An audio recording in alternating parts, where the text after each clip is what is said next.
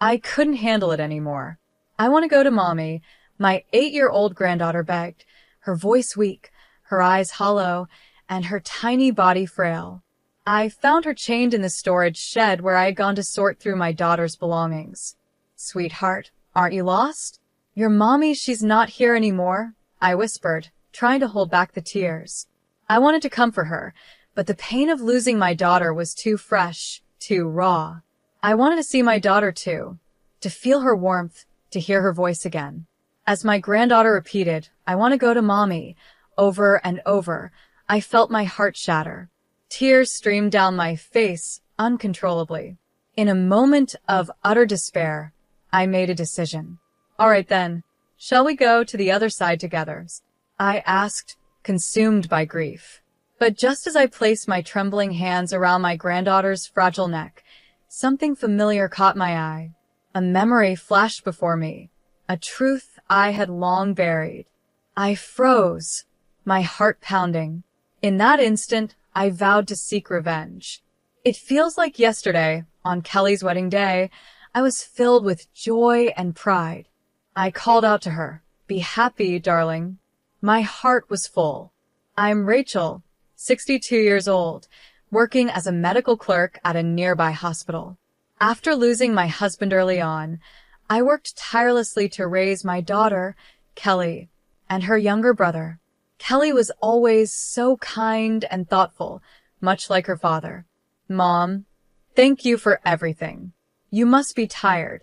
Let me give you a shoulder massage," she'd say, always finding ways to comfort me. When Kelly grew up, she started an online shop, doing well enough to save a good amount. A few years ago, she married James, an elite company employee, and soon after, they were blessed with a beautiful daughter, Joyce. My son also graduated from university, became a company employee, and started his own life. I thought I could finally relax a little, now that my children were grown and independent. But one hot summer day, Kelly came home with Joyce. Her face was pale, and she looked distressed. "What's wrong, dear? You don't seem yourself," I asked, worried. Kelly hesitated, then sighed, her voice shaky. "It might just be my imagination, but I feel like James has been acting cold towards me lately," she admitted. According to Kelly, James would come home late, reeking of alcohol, and when she tried to talk to him, he would yell at her to be quiet or, worse, ignore her completely. Sometimes, he'd lose his temper and hit or kick her. He even says he doesn't need to contribute to our expenses anymore, because I have my own income.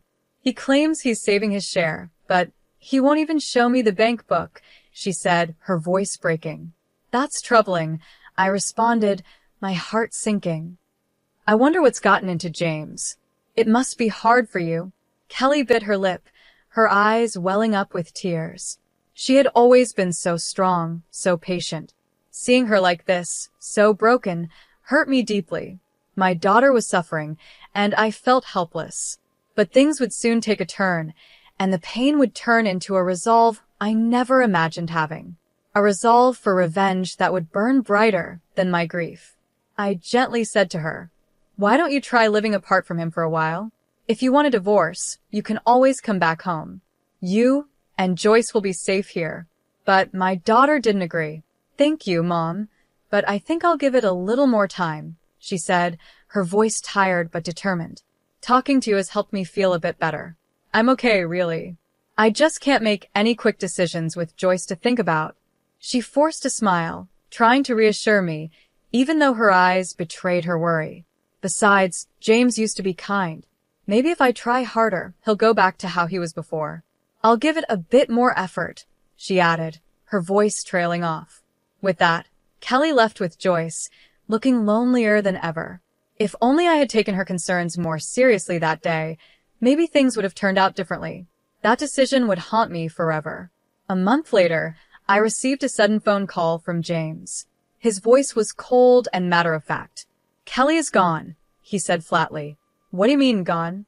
That can't be true," I shouted, unable to process the words.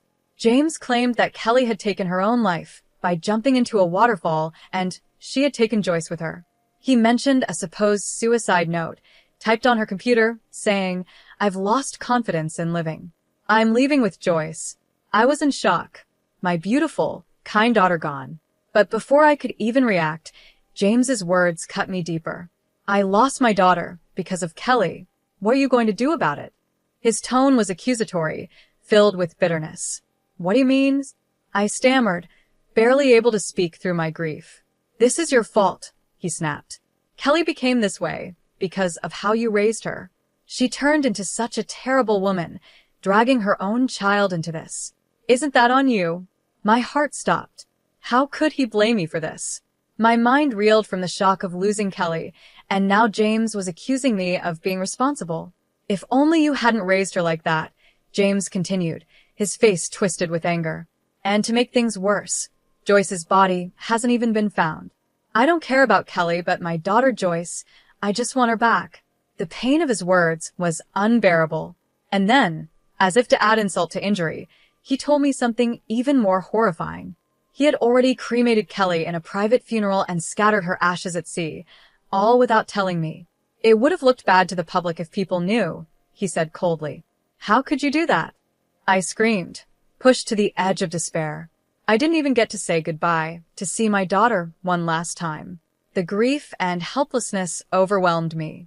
I couldn't eat, couldn't sleep, couldn't focus on anything.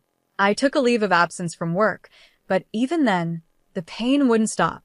Every day and night, the images of Kelly and Joyce haunted me. The tears wouldn't stop flowing. 2 weeks later, James called again. This time, his voice was filled with impatience. "I need to move on, so I'm going to start sorting through Kelly's things.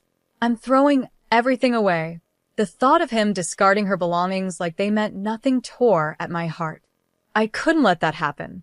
"Please wait," I interrupted, my voice trembling. "Let me do it. Please let me go through her things." James didn't argue. He simply hung up, leaving me to pick up the shattered pieces of my heart once again. I wasn't there for my daughter's final moments, but at the very least, I wanted to be the one to take care of her belongings. James wasn't happy with my request, but I couldn't back down. It was far too soon, only a week after her death, to start sorting through her things. It didn't feel right, and I had a nagging feeling inside me. My daughter had come to me when she was struggling, and I couldn't fully trust James's intentions. I needed to see for myself if there were any clues or explanations about what had really happened. Unable to sit still, I went to my daughter's house the next evening. I couldn't reach James on the phone, so I decided to wait outside. The hours dragged on, and even as the night deepened, he didn't come home. Feeling uneasy, I tried calling him again, but this time, I was met with a sudden outburst of anger. "It's so inconsiderate of you to show up unannounced. I'm working late today, so go home. Didn't I tell you I would handle Kelly's things? Don't ever come to my house again," James barked. "I'm sorry to bother you when you're busy, but Kelly gave me a spare key in case of emergencies. Couldn't I use it just this once?" I asked, trying to reason with him. "Of course not." "Geez, what a pushy old hag. I'll sue you if you even think about stepping foot in here," he shouted, his cold words cutting through me like a knife. He hung up abruptly, leaving me standing there in shock. I didn't have the courage to enter the house without James's permission, so I started to leave.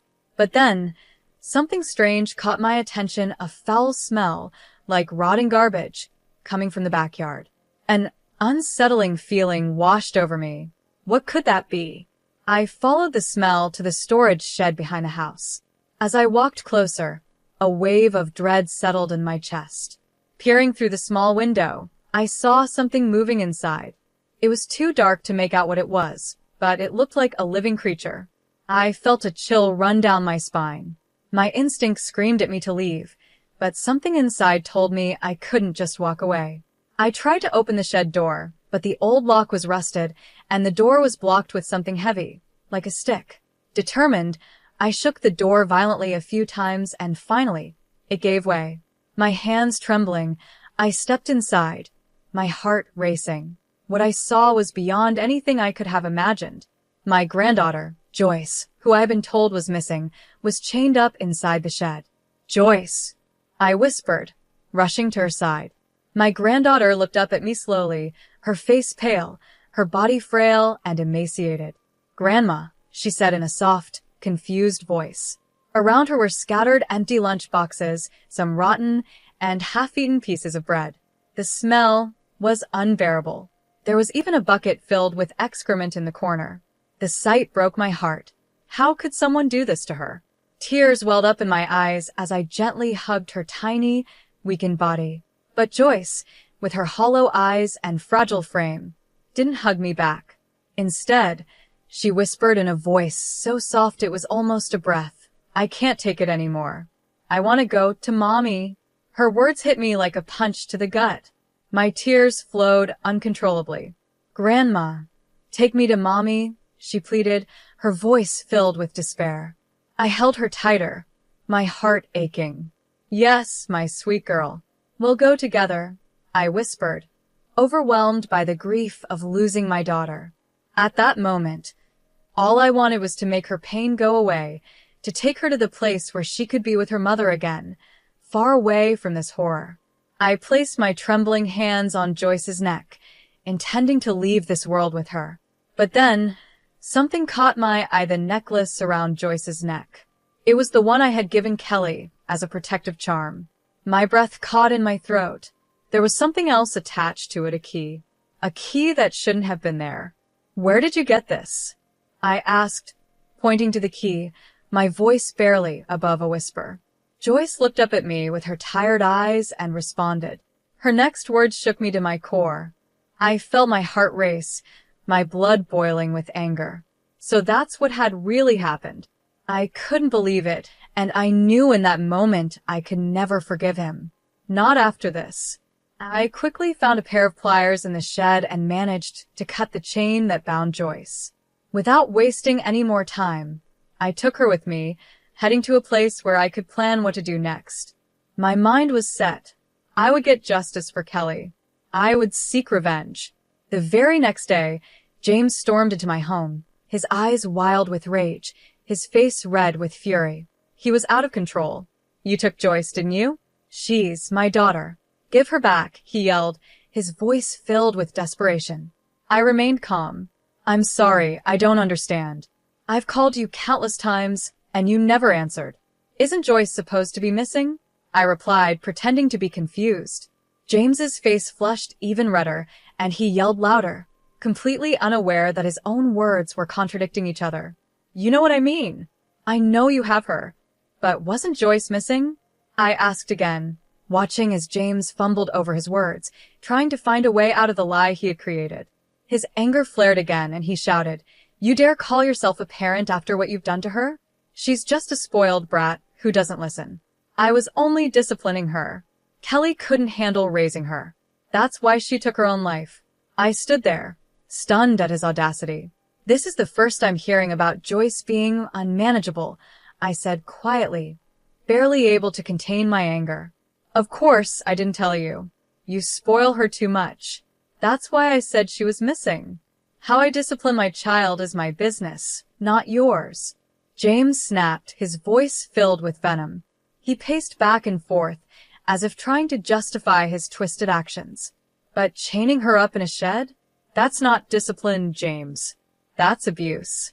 I'm reporting this," I said firmly, my heart racing.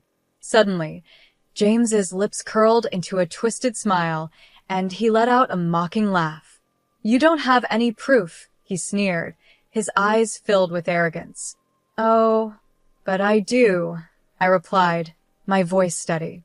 "I have photos of Joyce, and there will be a medical report, too." I pulled out my phone, showing him the pictures I had taken of Joyce's frail body, the chains, and the shed. Panic flashed across James's face, and he lunged at me, trying to grab my phone. "Give it to me," he shouted, his voice desperate. Just then, someone burst out from the next room. "Stop!" My son rushed in, grabbing James's arm and pulling him back. "Let go of my mother," he demanded, his voice strong and steady. "Why are you here?" James stammered, his eyes wide with fear. "Let me go." But my son, who had been trained in U.S. football during his college days, had James pinned down in no time. James looked pathetic, his earlier bravado completely gone. We know everything, James. You stole Kelly's savings, and when she found out about your affair, you beat her. How could you, my son said, his voice full of disgust. James glared at us, confused and panicked. How do you know all that? He spat, his voice shaking. Kelly told me, I replied calmly, watching as the color drained from his face. What? She's alive. James stammered, his voice barely a whisper, as fear took over. I looked him straight in the eyes, and I told him everything. The truth about Kelly, the lies, and the revenge I was now determined to carry out. When I finally met my daughter, everything started to make sense. The key attached to Joyce's necklace wasn't just a random item, it was the key to our old family home, which had been vacant for some time. We had kept it for sentimental reasons, never imagining it would be used this way. At that moment, Joyce had pleaded with me, her small voice trembling. Mommy said this necklace was a charm. Mommy is hurt. Please help. Hearing this, I felt a glimmer of hope that my daughter might still be alive. After rescuing Joyce, I rushed straight to the old family home, my heart pounding with fear and hope. When I arrived, I found Kelly collapsed on the floor, barely clinging to life. Kelly, hang in there, I cried, lifting her limp body into my arms. I heard a faint whisper escape her lips. Mom, at that moment, Joyce clung to Kelly, sobbing, Mommy, I missed you. I quickly called 811, and soon after, Kelly was rushed to the hospital. The doctors told me that if we had been just a little later, she wouldn't have survived. Joyce, too, was in a terrible condition, malnourished, and weak, so she was admitted to the hospital as well. Despite everything, I felt a surge of relief and joy from the bottom of my heart. My daughter, whom I thought I had lost forever, was alive. But at the same time, I was consumed by an overwhelming anger toward the person who had put Kelly and Joyce through such an unspeakable ordeal. Once Kelly regained consciousness in the hospital, she told me the full story. It all started when she had discovered evidence of James's affair and his embezzlement of her money. She found incriminating files on his computer and confronted him. But instead of apologizing, James flew into a violent rage. He beat and kicked her, injuring her severely.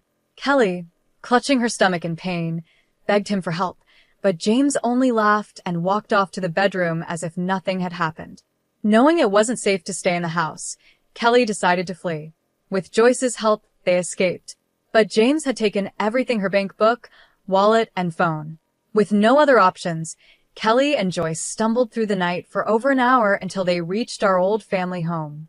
Exhausted and in pain, Kelly collapsed there, hoping they were safe. Meanwhile, Joyce, trying to help her mother, sneaked back to their house to retrieve Kelly's phone and wallet while she slept.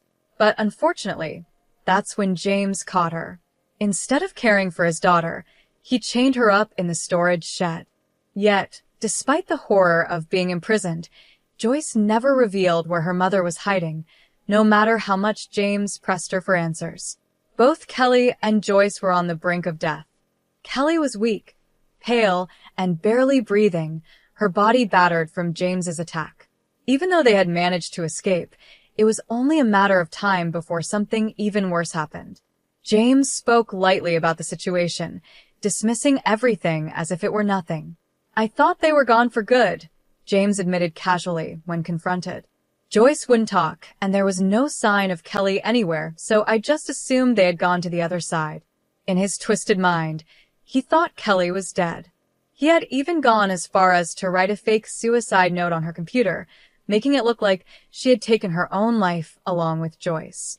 But James's cruelty didn't stop there.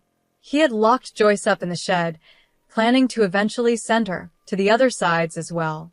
It was just a marital quarrel, James said with a smirk, as if it were a minor issue. The affair was just a game. Kelly's alive now, so what's the big deal? I was stunned by his callousness.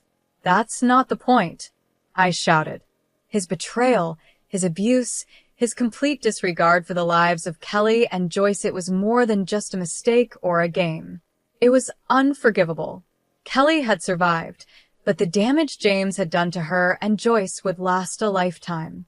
The thought of how close I had come to losing both of them haunted me, but now I knew the truth, and I would make sure James faced the consequences for his cruelty. I'm recording this conversation, and I'm going to report everything to the police, I said firmly. As soon as James heard the word police, his whole demeanor shifted. Panic spread across his face, and he dropped to his knees, begging for forgiveness. Please, I'm sorry. I'll break up with the woman I've been seeing, and I'll be kind to Kelly from now on. Just please, don't call the police, he pleaded, his sudden change of attitude astounding. I can't believe anything you say anymore, I replied, my voice steady. When I refused to accept his empty promises, James grabbed onto my arm, trying to stop me. If I get arrested, Joyce will be left without a father. Is that what you want? He asked, his eyes filling with fake tears, desperately trying to manipulate me. I pulled my arm free from his grip. She'll be better off without a father like you, I said coldly, unwilling to let him play on my emotions any longer. At that moment, the police arrived. They quickly handcuffed James and took him away, his face full of despair. His days of terrorizing my daughter and granddaughter were finally over. After everything, Kelly divorced James. He was sentenced to prison, and the conviction caused him to be fired from his job. Kelly took legal action, demanding $3,000 for the savings he had stolen, $60,000 in damages for the affair and the injuries he caused her, and $280,000 in child support for Joyce. She also sought $210,000 in damages from James's mistress. As it turned out, James had planned to live with his mistress, but to her, it was only a fling. She had no intention of staying with him long term. When James's parents learned about what he had done, they were horrified. They came to Kelly, apologized for their son's actions, and sold some of their land to help cover the money James owed. They made it clear that James would have to work to pay them back once he was released from prison. Even after his release, James's life would be full of hardships. He had lost everything: his family, his job, and his reputation. Meanwhile, Kelly and Joyce, now fully recovered, moved back in with me. Kelly has started working again and is living a peaceful, happy life. Seeing her and Joyce thriving fills me with joy and energy, and I do everything I can to support them both. Together, we've rebuilt our lives, and I'm so grateful to have them by my side. We are finally free from the pain James caused, and we're living each day with hope for a better future.